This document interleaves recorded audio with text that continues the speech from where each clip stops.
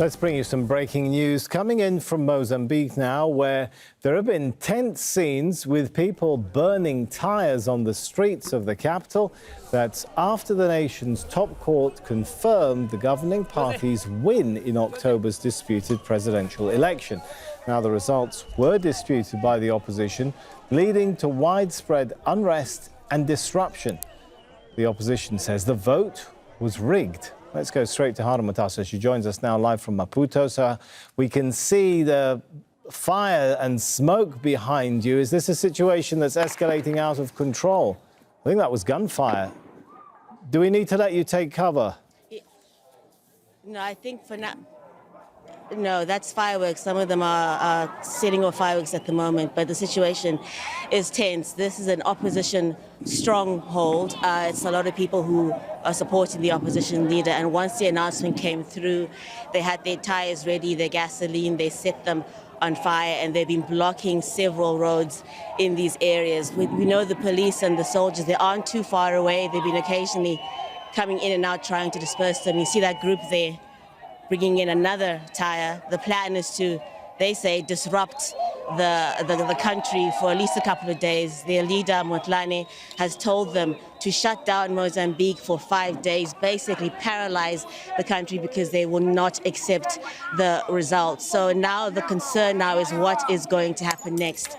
This is an area of mainly young, unemployed people. They say that their grandfathers, their fathers were members of the governing FRELIMO party. They are a new generation. They don't identify with the old guard. They wanted new blood to take over this country, try and fix things. And they are now angry that their vote, they feel, did not count. On that point, what is the opposition saying it will do next?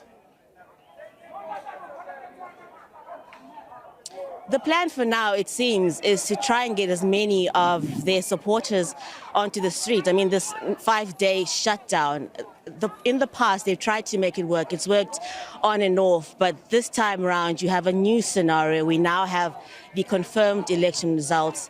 They know that their leader has not won, so that people could take to the streets in greater number and greater momentum. The police have said their priority for now is to try and keep the people inside this cordon, inside these mainly poor neighborhoods, prevent them from breaking out, branching out, going into other neighborhoods of Maputo and eventually into the city center where they fear that property could be destroyed. I mean, it depends how much momentum the leader, Mondlane, can maintain and how much he can convince his people to stay on the streets for as long as possible. The key thing is this 5-day national shutdown starting from Monday to Friday. If it works, if we keep seeing scenes like this for the next 5 days, it's really going to be very worrying, not just for Mozambique, but for other countries in the region as well. All right, thanks so much to Haru Mutasa bringing us those very dramatic scenes there. Let's go to Adriano Nuvunga. He's the director at the Center for Democracy and Human Rights, an organization that promotes democracy and protects human rights in Mozambique. Joins me now from Maputo. Good to have you with us. So first of all, is this the end of the legal challenge to these election results?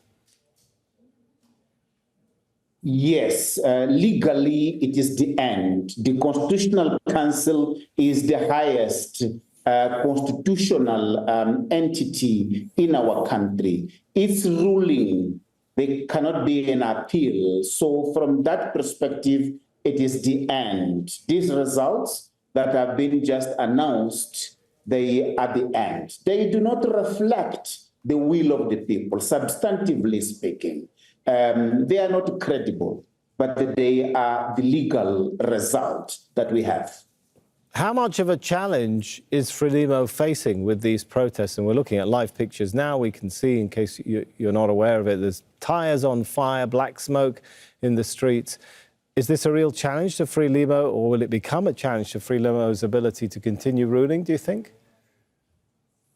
Indeed. Remember, Mozambique's election since 1999 have always led to a post-election violence. There is a substantial difference now with what is happening. And what is happening is that you have the entire Mozambique population unhappy with the FRELIMO governance. Mozambique is at its biggest socioeconomic crisis since.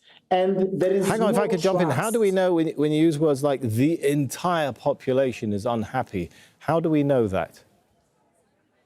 You are right. Statistically speaking, of course, they are FRELIMO supporters. But even within the FRELIMO supporters, though they can still vote for FRELIMO to remain in power, is their party, but there is dissatisfaction. So there is a nationwide dissatisfaction, at least with the current leadership of the country. The 10 years of President Nyusi, that was disastrous. It has pushed millions of people to poverty, losing their jobs, including civil servants who are not paid, military people not paid, police not paid. So there is a nationwide dissatisfaction.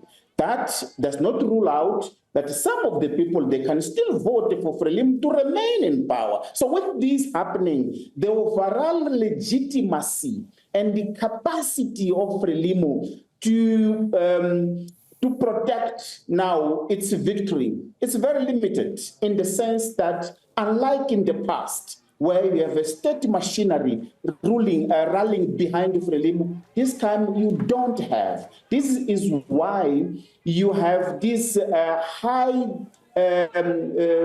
military brutality, because they resort on the brutality to protect their rule, which in the past was not like that. So as I conclude, FRELIMO is now confirmed, its candidate is confirmed, but it is going to be like climbing a mountain to govern the country. The opposition candidate, Venancio Mondlane, he said he plans to take office on January the 15th, no matter what. Is that going to be really possible, though? Very unlikely that to happen.